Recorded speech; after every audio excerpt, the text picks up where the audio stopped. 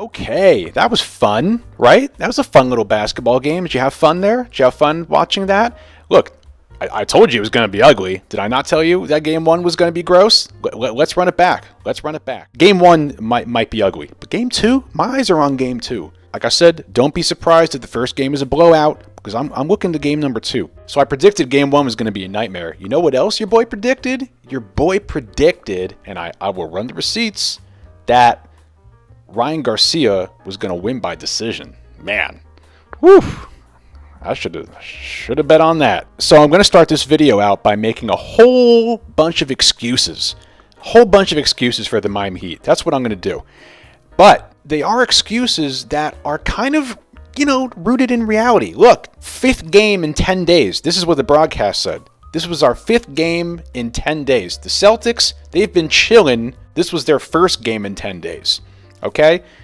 We had to play 2 play-in games. You play Friday, you're off Saturday, then you got to go play Boston on Sunday. In Boston, and they're fully healthy and fully rested. You have Jimmy, who has a busted knee. You have Terry, who has a busted neck. You have Duncan, who has a busted back. And we're out here starting a 20-year-old kid that can't even drink, and a rookie. The average age of our starting lineup was 24.2 years old. It's their first time starting in the playoffs. I mean, where are we going here? Where are we going? What do you expect? And then you get these damn Celtics. You take away Jason Tatum's three-point shooting. You take away his 1 for 8. The rest of the team shot 51% from 3. Absolutely ridiculous. The clip that these guys shoot three-pointers at. It's unbelievable. Now, obviously, we need to make adjustments on the defensive end, right? But pick your poison. How do you want to approach it? And there's different schools of thought to this. And what we did last game was this zone. We were doubling off the zone, and the Celtics killed us. We would double off the zone. They would pass, shoot. Great ball movement.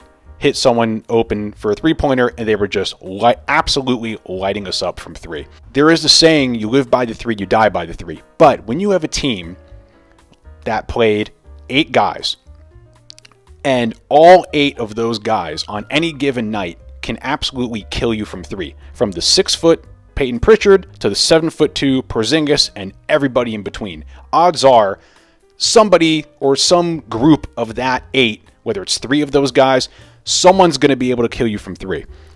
So the other option is you play just hard-nosed, tough, man-to-man defense. We have some good defenders on this team. And you force Tatum, Brown, and Porzingis to create on their own and try to make shots really, really tough for them.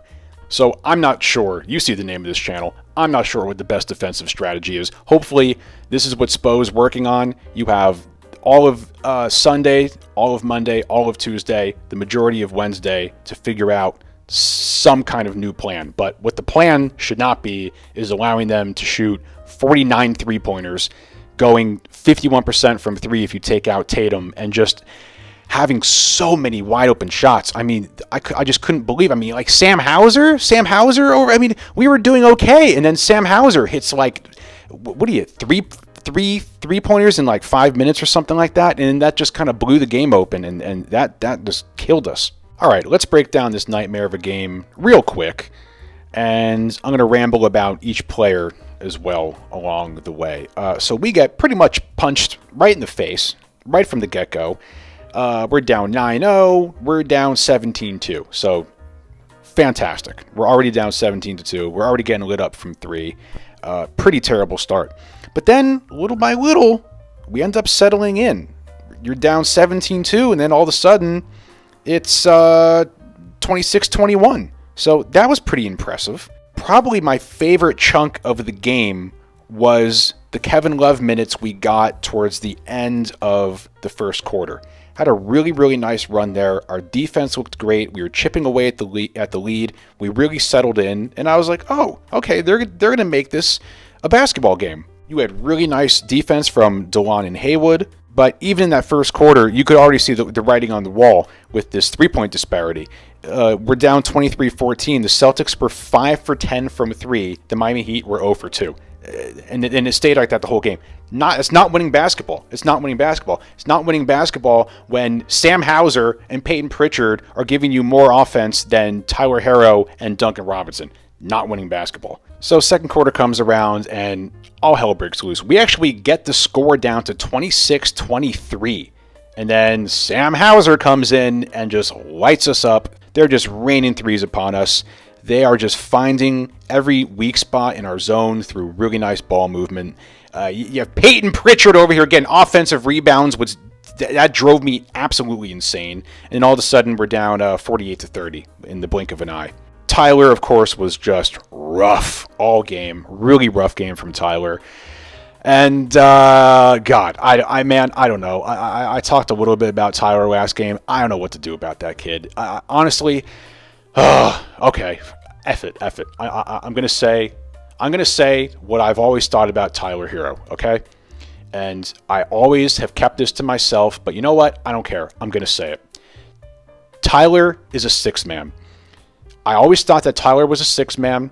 Tyler won an award for six man of the year. And then, by some illogic, they go, oh, you just won an award for a specific position? Oh, great. We're going to take you out of that position and start you now instead of keeping you in the position that you just won an award for.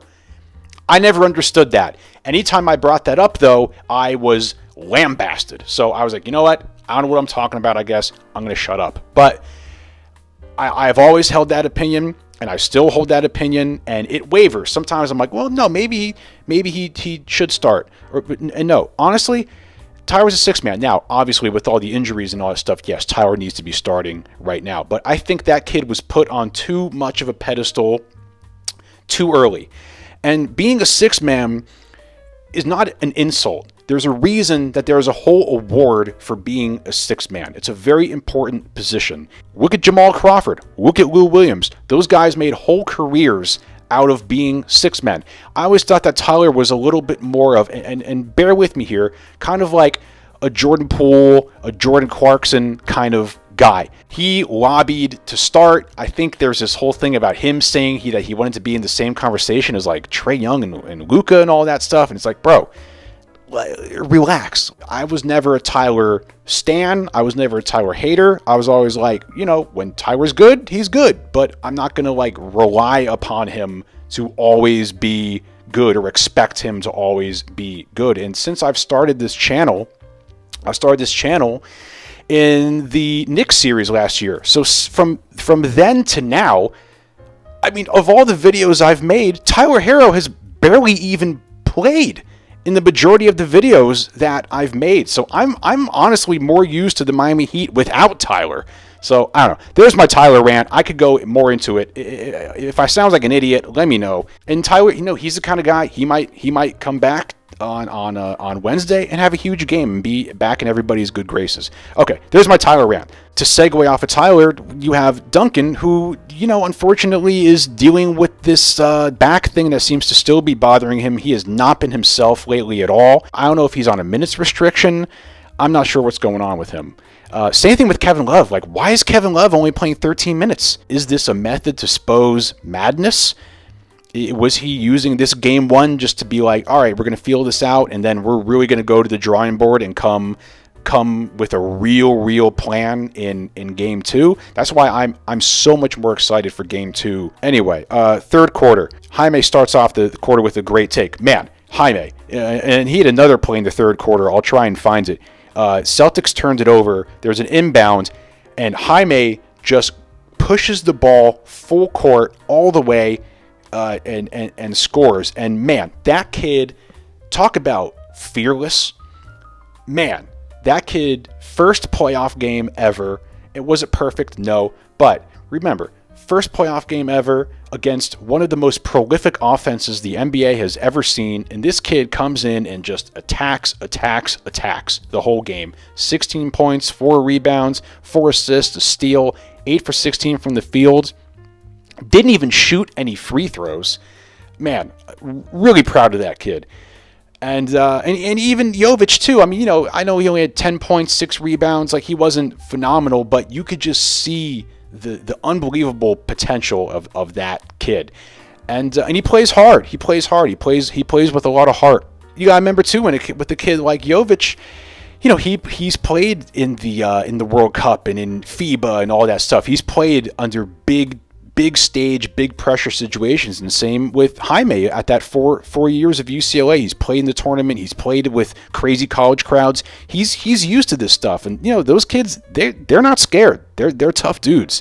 So the third quarter was really heartbreaking because it actually started off pretty well. Jovic hit a 3, brings us down to 14, and then Jaime has that really nice full court push and basket that I just mentioned. I think we had the lead down to 12 points.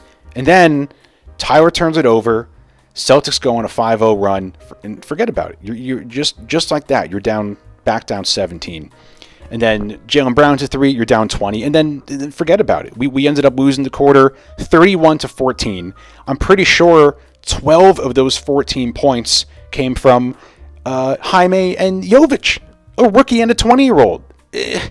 What are we doing? What are we doing here? We didn't get any offense out of Caleb. We didn't get literally no offense out of Haywood. He has 0 points. Duncan is a shell of himself right now with his back thing. Kevin Love is playing 13 minutes. And thank God for DeLon Wright. I can't believe I had to go this long. I haven't even mentioned DeLon Wright yet. DeLon Wright, 5 for 5 from 3 in the fourth quarter.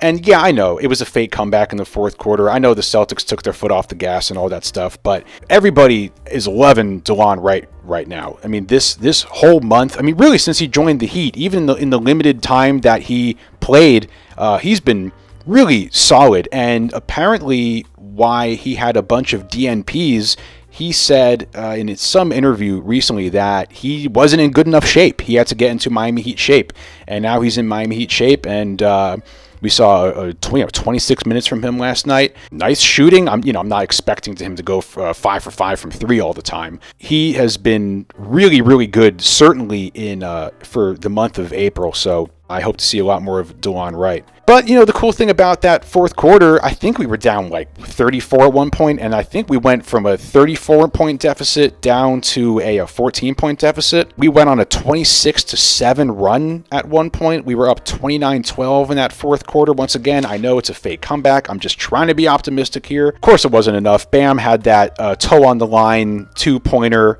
Brought it down to 14, and, it just wasn't enough. And then, of course, we have drama.